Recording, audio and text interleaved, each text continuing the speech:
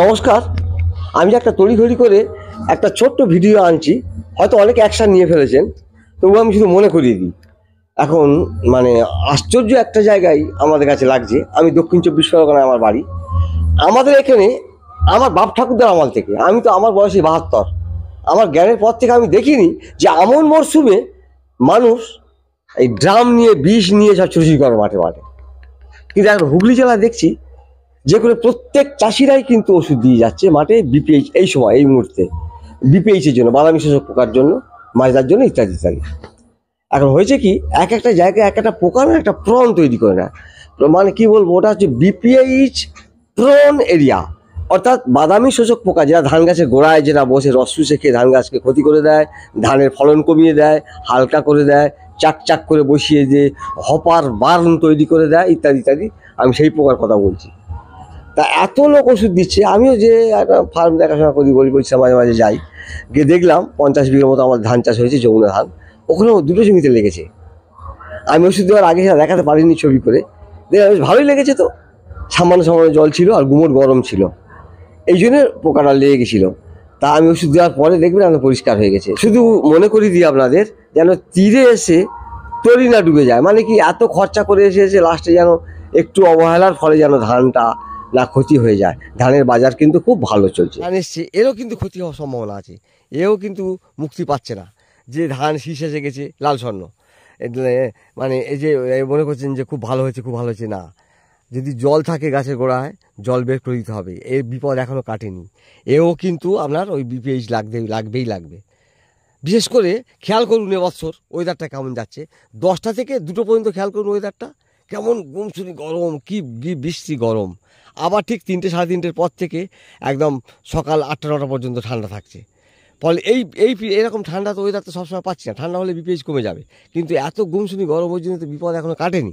এখন পশ্চিমবঙ্গ সরকার থেকে আমার কাছে একটা নোটিফিকেশান এসছে, সেই নোটিফিকেশানে বলা হচ্ছে যারা গরিব চাষি, মানে গরিব মানে পয়সা যাদের একটু কম চাষি, একটু আর্থিক সম্পন্ন, যাদের বেশি টাকা পয়সা যারা খরচা করতে চায়, বিভিন্ন শ্রেণীর ওষুধের কথা সব বলেছে, যেন ওষুধটা দিয়ে দেয় কোথায়, বিপিএইচ প্রোন এরিয়া, যেখানে বিপিএইচ লাগবেই লাগবে। আরেকটা জিনিস দেখলাম হুগলিতে রাত্রেবেলায়, আমি সেই ফটোটা তুলিনি, রাত্রেবেলা বাড়িতে দেখবেন আলো জ্বলছে সাদা যে লাইটগুলো, সেখানে দেখবেন বিপিএইচ চলে গেছে, একদম 100% সত্য।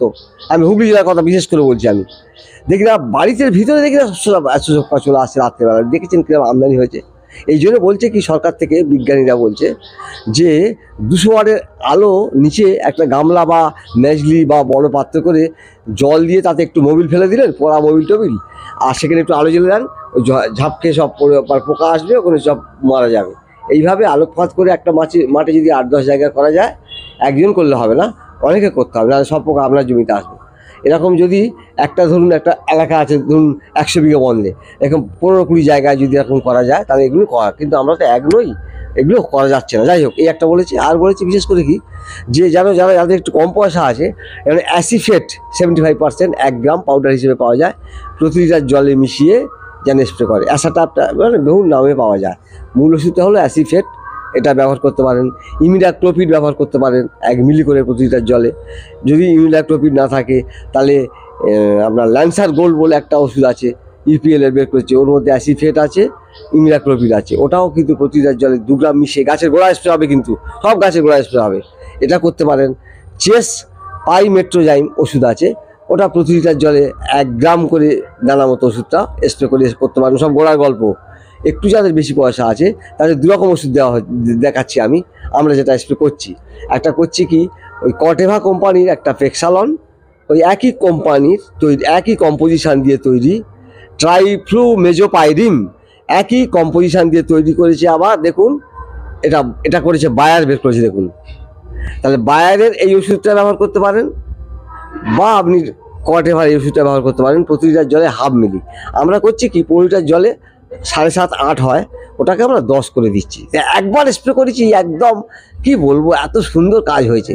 দেখুন ওষুধ দিলাম, আমরা দিয়েছিলাম পেক্সালন প্রতি লিটার জলে 1/2 মিলি হয়, আমরা 15 লিটার জলে 10 মিলি করে দিয়েছি। একদম পরিষ্কার, একদম গাছ আমি দেখাচ্ছি গোড়া পর্যন্ত, দেখুন একটাও কিন্তু পোকা নেই, 2-1টা দেখা যাচ্ছিল। আর জল কিন্তু শুকনো করে দেবেন, আমাদের জল কাদা কাদা মতো হয়ে আছে, নেই।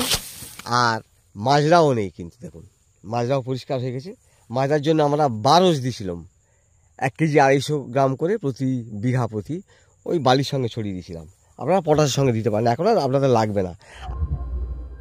সত্যি একদম পরিষ্কার হয়ে গেছে এখন গাছ।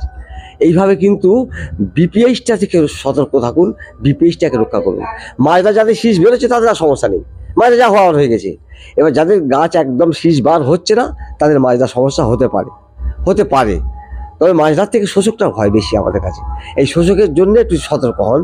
শোষকের জন্য লাস্টে এসে আর করবেন না, অবহেলা করবেন না। এইসব একটা যে কোনো একটা ওষুধ ধান গাছের গোড়া স্প্রে করুন। আর ওরা বলে ওই কি যেন মানে দুটো পাস করে দিয়ে, আমরা পাশ ছাড়া বলি, ওদের একটা ভাষা আছে কি, হ্যাঁ হুগলির ভাষা হচ্ছে ঢেলা ভাঙা, ঢেলা ভেঙেছে।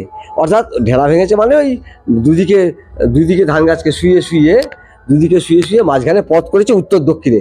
আলো বাতাস ঢুকলে পোকার মানে উৎপাদন ক্ষমতাটা, পোকার বংশগতিটা কমে যাবে, আর জন্মাবে না বেশি, আর এদের বংশধারাটা কমে যাবে। এরকম করে কিন্তু ঢেলা ভাঙা বলে এদের ভাষায়।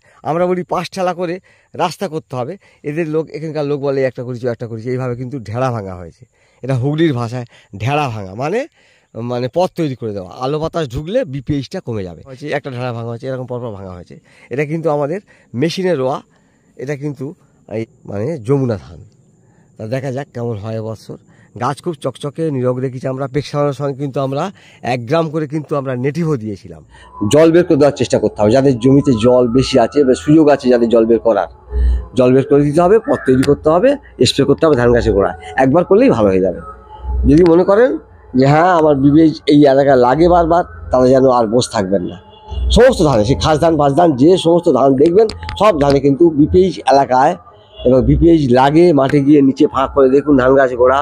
সতর্ক থাকুন, পোকার দিকে খেয়াল করে বিপিএইচটাকে তাড়ান। এইগুলো আমি সবাইকে ধন্যবাদ জানিয়ে শেষ করছি। নমস্কার, ভালো থাকুন, সঙ্গে থাকুন।